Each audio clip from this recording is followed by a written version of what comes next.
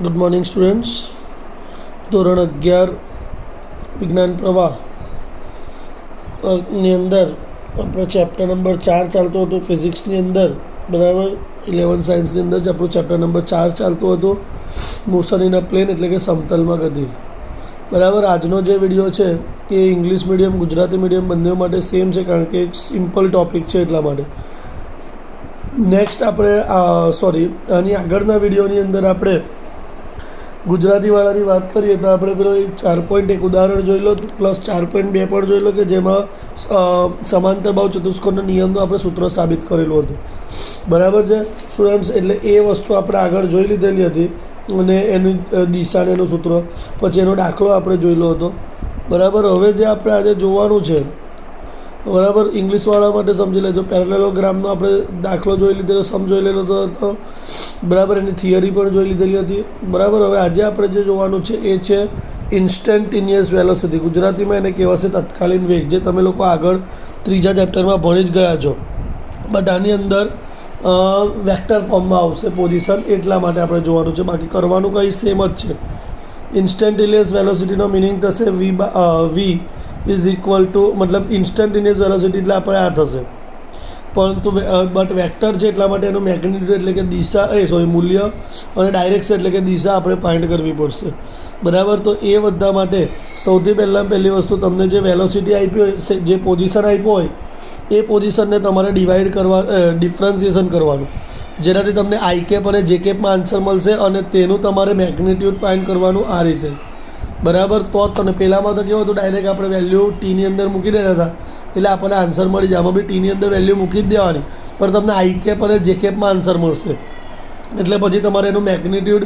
અને direction find કરવી પડશે. એટલે ફોર્મ્યુલા યાદ રાખજો કે મેગ્નિટ્યુડ ઓફ વેલોસિટી એટલે કે મૂલ્ય જે છે, બરાબર, એનું સૂત્ર છે v²x + v² વર્ગમૂળમાં, એટલે કે સ્ક્વેર રૂટમાં, અને ડાયરેક્શન ઓફ વી મતલબ કે વીની દિશા જે છે તે vy/vx થશે. ઓકે,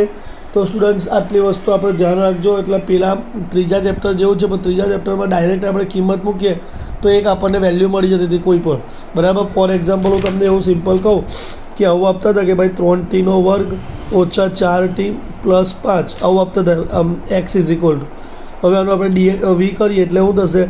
dx/dt, બરાબર. એટલે 3t એટલે કે d/dt ઓફ 3t² - 4t + 5,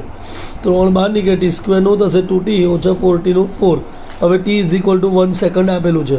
એટલે 2 × 1 = 2 -4, 3 × 6, 6 - 4, આન્સર આવશે 2 મીટર પર સેકન્ડ. આવું આપણે કરતા હતા, બરાબર, ચેપ્ટર નંબર 3ની અંદર. બટ આમાં એવું નહીં આવે, બરાબર. આની અંદર આઈ કેપ, જે કેપ અને કે કેપ આવશે, એટલે તમારે અહીં સુધી તો કરવાનું જ, બરાબર. પણ અહીંયા તમને આઈ કેપ, જે કેપ એવું આવશે, એટલે પછી તમારે પેલું મેગ્નિટ્યુડ ફાઇન્ડ કરવું પડશે, બરાબર છે સ્ટુડન્ટ્સ. તો ફરીથી એકવાર કહી દઉં છું કે આપણા ટૉપિકનું નામ છે ઇન્સ્ટન્ટેનિયસ વેલોસિટી. ઇન્સ્ટન્ટેનિયસ વેલોસિટીનો મતલબ કે આપણે પહેલાં ડિફરન્સિએશન કરવાનું, ડિફરન્સિએશન કરીને પછી વેલ્યુ મૂકવાની, વેલ્યુ મૂક્યા પછી તમને answer i cap, j cap, k કેપમાં મળે, અને તમારે આમાં મૂકશો એટલે મેગ્નિટ્યુડ મળે, અને આમાં મૂકશો એટલે ડાયરેક્શન મળે, બરાબર છે. હવે આપણે એક દાખલા તરફ જઈએ છીએ. એક દાખલો તમને આપેલો છે, બરાબર. r is equal two 5t³ + 2t² જે કેપ + 3t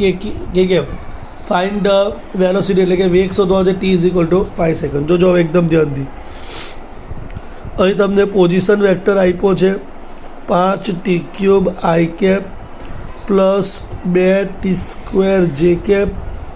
+ 3t કે કેપ, બરાબર છે. હવે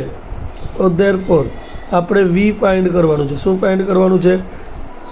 તો D vector r of dt થાય, બરાબર. મતલબ કે d/dt of 5t³ I cap + 2t² જે કેપ + 3t કે કેપ. 5 બહાર રહેશે, d/dt ઓફ શું થશે, t³ આઈ કેપ, 2 બહાર રહેશે, d/dt ઓફ t² જે કેપ, 3 બહાર રહેશે, d/dt ઓફ t કે કેપ, બરાબર છે. 5 એવો ને એવો રહેશે, t³ નું ડિફરન્સિએશન થશે t² આઈ કેપ + 2 એવો ને એવો, t² નું થશે 2t જે કેપ, 3 એવો ને એવો, ટીનું થશે 1 કે કેપ, બરાબર છે. ચાલો હવે આને આપણે મલ્ટીપ્લાય કરીએ તો 5 3 ઝા 15 ટી સ્ક્વેર આઈ કેપ 2 દુ 4 ટી જે કેપ વત્તા 3 કે કેપ ઓકે હવે આપણે આ વેલ્યુ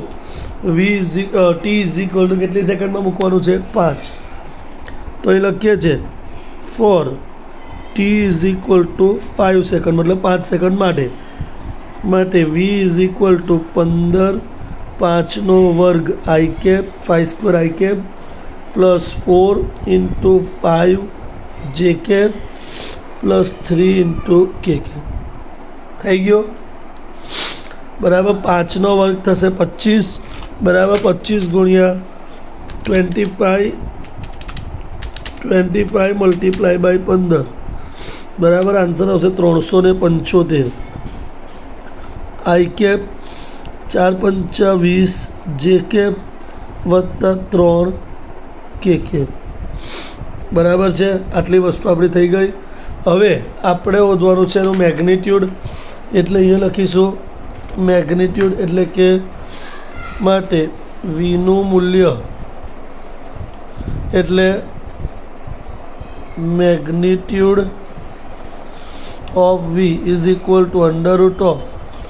શું થશે v square x plus v square y v square એક્સની વાત કરી sorry plus v square z કારણ કે આની અંદર તો કે પણ છે ને એટલે 375નો વર્ગ બરાબર પ્લસ વી વાય એટલે કે જે કેપ એટલે કેટલો છે 20નો સ્ક્વેર વી ઝેડ એટલે કેટલો છે 3 એટલે 3નો સ્ક્વેર બરાબર છે 375 મલ્ટીપ્લાય બાય 375 140 625 140 625 20નો વર્ગ 400 3નો વર્ગ 9 પ્લસ 400 પ્લસ 9 આન્સર આવશે વર્ગમૂળમાં 141,034 એનું વર્ગમૂળ કાઢો એટલે 375.54 આવે છે એટલે આપણને વી મળશે 375.54 મીટર પર સેકન્ડ આ વેલોસિટી મળી ગઈ બરાબર છે અને હવે આપણે ફાઇન્ડ કરવાનું છે એનું direction so tan theta is equal to શું થશે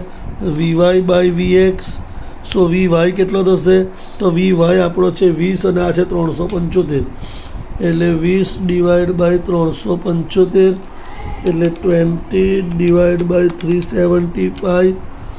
આન્સર આવશે 0.0053 બરાબર છે આ કોના is equal to tan theta therefore theta is equal to tan inverse 0.0053 થાય હવે 10માં જોવાનું છે જો આજે પણ રહી ગયું છે કાલે હું 100% તમને એ બતાવી દઈશ 3 ડિગ્રી 6 મિનિટ્સ આ તમારે હમણાં રહે છે અને તમે અહીં સુધી આન્સર લખજો આ તમારી દિશા થઈ ગઈ એટલે ડાયરેક્શન થઈ ગઈ અને આ તમારી વેલ્યુ થઈ ગઈ એટલે કરવાનું શું છે પહેલાં તમારે ડિફરન્શિએશન કરવાનું ડિફરન્શિએશન થઈ ગયા પછી આઈ cap j cap k કેપમાં answer મળે કદાચ કે કેપ ના પણ આવે કારણ કે અહીંયા જો 0 થઈ જતું હોય તો પછી ટીની વેલ્યુ મૂકવાની વેલ્યુ મૂકશો એટલે તમને આન્સર આઈ કેપ જે કેપમાં મળી ગયો પછી એનું મેગ્નિટ્યુડ એટલે કે સ્ક્વેર રૂટમાં મૂકવાનું એ મુકાઈ ગયા પછી તમારે એની રીતે આ ફાઇન્ડ કરવાનું બરાબર છે હજુ એક સમ જો તમને બતાવી દઉં છું બરાબર બીજો એક સમ બતાવું છું એ છે r is equal to 6t square i cap plus 5t j cap plus 4k cap બરાબર છે અને t is equal two 2 second છે બરાબર હવે આપણે વાત કરીએ કે વેલોસિટી ઇઝ ઇક્વલ ટુ શું થશે dr બાય dt मतलब કે d by dt of 6t square i cap plus 5t j cap plus 4k cap okay તો હવે આમાં થશે 6 બાર ટી સ્ક્વેરનો થશે 2t આઈ કેપ 5 એવો ને એવો ટીનું થશે 1 જે કેપ 4 કેપનું 0 4નું 0 થઈ જાય ને એટલે 12t આઈ cap plus 5 j cap okay so આપણને વી મળે છે but T is equal two કેટલા સેકન્ડ કીધેલા છે 2 seconds therefore v is equal to 12 multiplied by 2 I cap plus 5 j cap. So 12 to the 24 I cap plus 5 j cap. Okay, therefore v is equal to under root શું થશે v square x plus v square y. આમાં z નથી એટલે આપણે z નહીં લખીએ તો એ થશે 24 નો સ્ક્વેર પ્લસ 5 નો સ્ક્વેર બરાબર છે 24 મલ્ટીપ્લાય બાય 24 576 આનો થશે 25 બરાબર છે પ્લસ 25 એટલે 601 થાય 601 અને એનો સ્ક્વેર રૂટ કાઢીએ એટલે 24.51 આ 24.51 મીટર પ્રતિ સેકન્ડ આ એનું મેગ્નિટ્યુડ એટલે કે મૂલ્ય મળી ગયું હવે ફાઇન્ડ કરીશું ડાયરેક્ટ એટલે tan θ is equal to vy by vx vy કેટલો છે 5 divide by 24 5 divide by 24 answer આવશે 0.208